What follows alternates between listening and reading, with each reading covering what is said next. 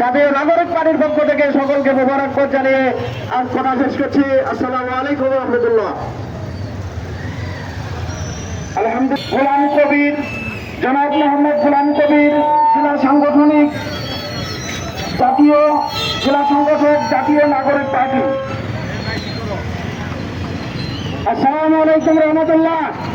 সংগ্রামী তৌহিদি জনতা, ফিলিস্তিনি হামলা মানে আমার উপর হামলা, আমার উপর হামলা আমাকে প্রতিহত করতে হবে। জাতিসংঘ আসুক বা না আসুক, আমরা গোটা পৃথিবীর মুসলমান মিলে ইসরায়েলের উপর হামলা করব। যদি আমার দেশের সরকার যদি জিহাদের ডাক দেয়, আমরা জিহাদের ঝাঁপিয়ে পড়বো। পড়বো কিনা ভাই সাহেব? জিহাদের ঝাঁপিয়ে পড়বো, ইসরায়েলি সকল পণ্য বর্জন করব। আর যদি তাও না পারি তাহলে নামাজ অন্তর্দোয়া করবো। আল্লাহ যেভাবে তুমি আব্রাহার হস্তি বাহিনীকে আবাবিল পাখি দিয়ে তুমি ধ্বংস করতেছিলে ইসরায়েলকে, এবং পরে পরে বিশ্ব নামদ হয়ে আমাদেরকে তাবাহ করে দিচ্ছে। কারণটা কি? এর কারণটা একটু অনুসন্ধান করি। রাসূলুল্লাহ সাল্লাল্লাহু আলাইহি ওয়াসাল্লাম বলেছেন যে এমন একটা দিন আসবে যখন মুসলমান হবে নির্যাতিত, মুসলমান হবে নিষ্কাশিত, নিগৃহীত, অপমানিত, লাঞ্ছিত। সবাইকে আমি জিজ্ঞাসা করে, ইয়া রাসূলুল্লাহ, সেই সময় কি মুসলমানের সংখ্যা এত নগণ্য হবে, এত কম হবে?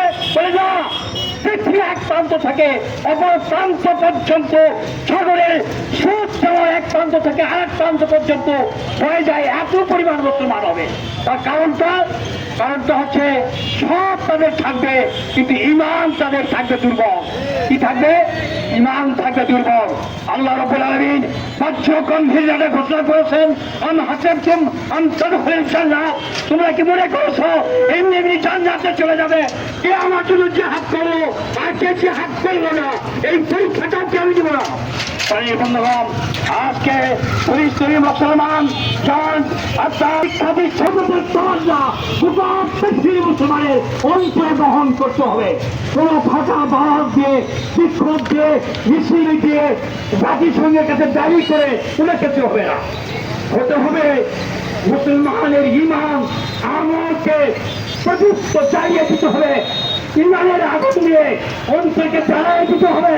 আর আজিম আল্লাহর সাথে সম্পর্ক তৈরি করতে হবে।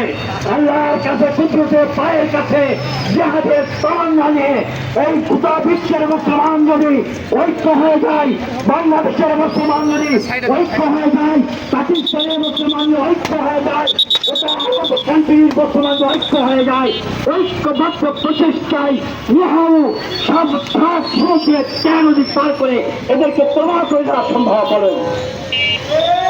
বন্ধুগণ, তাই বাংলাদেশের যেমন এই সন্ত্রাসী শেখ হাসিনাকে কয়েক ছাত্রদের আন্দোলনের ছুটে যেমন ভারত পালিয়ে গিয়েছে, ওটা জাতির পথ পরিবর্তন হয়েছে। এমন পরীক্ষিত কিছু মুজাহিদের দরকার এই বাংলাদেশ থেকে। বাংলাদেশ সহ গোটা বিশ্বের ভৌগোলিক পথ পরিবর্তন করতে গেলে ইমানওয়ালা খালেদুল আলীর দরকার, ওমর রাদিয়াল্লাহু লোকের দরকার। আমাদের তাদের উত্তরসূরি আজকে দরকার। উত্তপ্ত হবার লক্ষ্য যেই জিহাদের ভুলে যাওয়ার কারণে, যে ইমানি উদ্দীপনা হারিয়ে ফেলার কারণে আজকে আমরা মুসলমানকে নির্যাতিত হচ্ছি, সেই ইমানকে আবার অন্তর গ্রহণ করে জিহাদের তামান্না দিয়ে গোটা পৃথিবীর মুসলমান ঐক্যবদ্ধ হয়ে গোটা ইহুদি খ্রিস্টানকে ইনশাআল্লাহ আমরা তাবাহ করে দেবো। তাজা বতাজা বাহিয়া গান সজীব করিব গোরস্থান, আমরা রওজান, আমরা রণক্রান্ত। সেই দিন হলো শান্ত, যবে উৎপীড়নের কন্দরা নল আকাশে বাতাসে বলবে না, অত্যাচারী খর্গকিবান রণ হয়ে রইবে না। আমরা রণক্রান্ত, সেই দিন হলো শান্ত। ওয়া আখিরু দাওয়ানা আলহামদুলিল্লাহি রাব্বিল আলামিন।